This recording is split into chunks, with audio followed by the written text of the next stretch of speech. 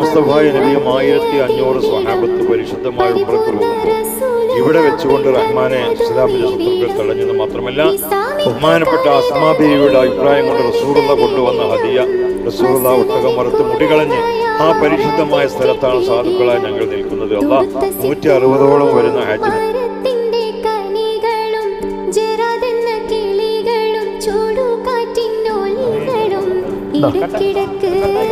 കട്ടാക്കണം.